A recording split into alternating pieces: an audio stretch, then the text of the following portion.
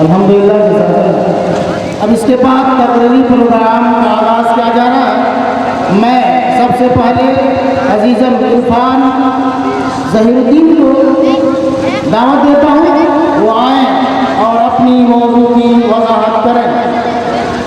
Mohammad Irfan Zahiruddin stage पर।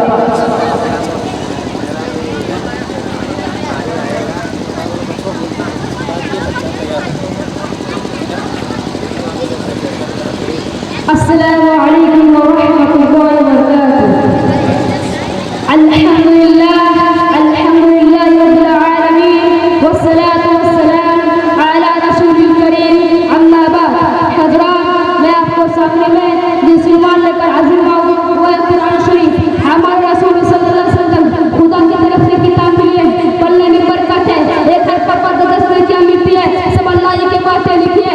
जो इनको मानने वाले मुसलमान है, जो इनको मानने वाले काफिर है। और कुरान से ये भी लिखा है 5 वक्त नमाज पढ़ना फर्ज है, और मरने की बात सबको एक दिन जिंदा किया जाएंगे और अपने कामों को हिसाब ले जाएंगे।